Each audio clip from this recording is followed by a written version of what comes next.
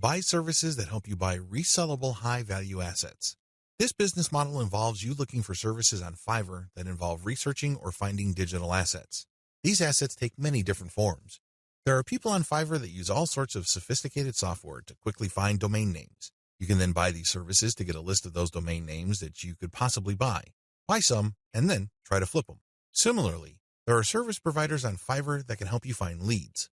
For example, if you're looking for yoga instructors in Los Angeles, there are virtual assistants who can look up those people. They can get a name, an address, a specialization, and contact details. They can even find social media accounts. You bundle all that information, then you sell it to people who are looking to reach those prospects. Do you see how this works?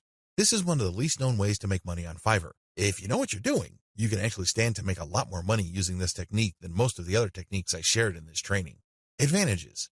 A lot of the services that go into finding and analyzing potential digital assets are actually cheap on Fiverr. We're talking about $5. How come? A lot of these service providers don't do it by hand. They don't have the time to do it by hand. Plus, they're too smart for that. They use software. Some of them have special coded software that they built themselves or they hired somebody to do it for them. Others use off-the-shelf software.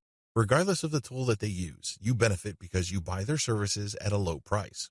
Next, you can buy these services to compile an asset.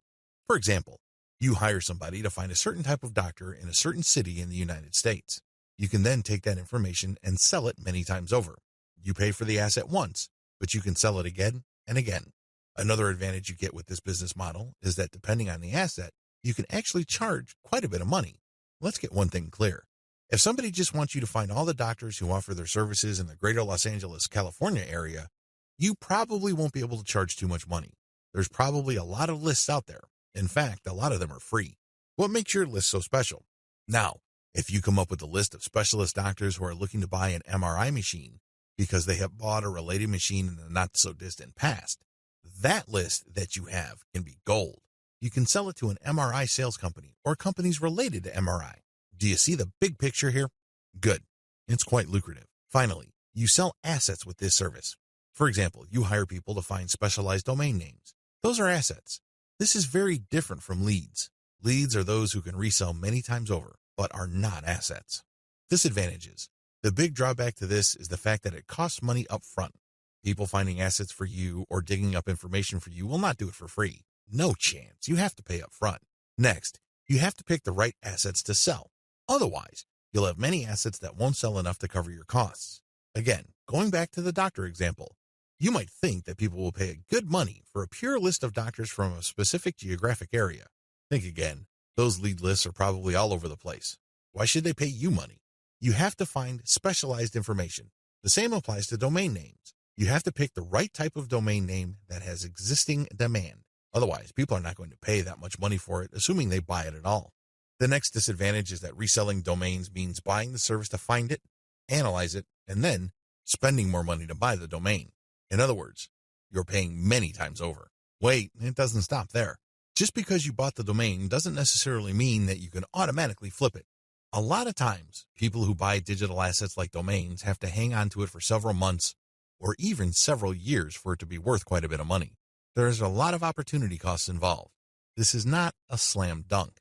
Finally, if you're using Fiverr services to find data that you can turn around and sell, please understand that you just can't advertise online and people would line up to buy that data. Chances are high that you have to do direct outreach. This may mean that you would have to hire a virtual assistant to research businesses that may be interested in the data that you're selling and reach out to them. If you are extra proactive, you might want to hire call centers in places like the Philippines and India who do outbound sales. Basically, you'll just give them a pitch and phone numbers to call, and they'll take care of everything else. Usually, when an actual human being makes the outreach and gets a voice-to-voice connection, your chances of unloading your digital assets go up quite a bit. You're also able to charge a lot more money, but again, this is not a slam dunk. You have to have data assets that people would actually want to buy. It's anybody's guess if you have those kinds of assets, so you need to do your research first. Step-by-step directions. Step number 1, decide on what resellable asset you want to specialize in. Step number 2, formulate tightly defined research and production steps. This is extremely important. You cannot let your Fiverr freelancer do creative thinking for you.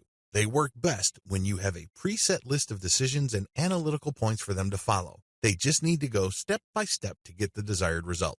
The less surprises, uncertainties, and discretion involved in the process, the better. Step number 3, contact top-notch researchers on Fiverr. Basically, you look for the type of services that are required to find this type of information or asset. The next thing is to look at the different researchers available. Look at their ranking, testimonials, and what people say about them. At this point, it's not a good idea to go cheap. Don't look for the lowest price service provider. Instead, look for somebody who is worth the money. Sure, you may pay a little bit more.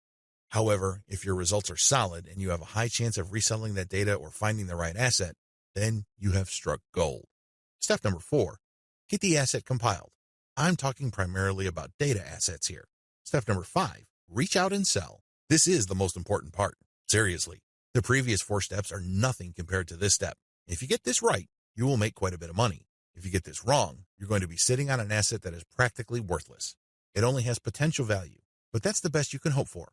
Potential. To turn that potential into cold, hard cash in your bank account, you have to reach out and sell. Again, Fiverr comes in handy. If you are too shy, or you don't have the time, or you simply can't be bothered to do this, there are virtual assistants on Fiverr. If you're looking for specialized services at their cheap prices, go to cognoplus.com. Regardless of how you do it, you need to have other people find your prospective buyers, get in touch with them, open the sale, and then you come in and try to close the sale. If the assets that you have gotten using this business model involve domain names, then you can place those domain names on auction websites like Flippa.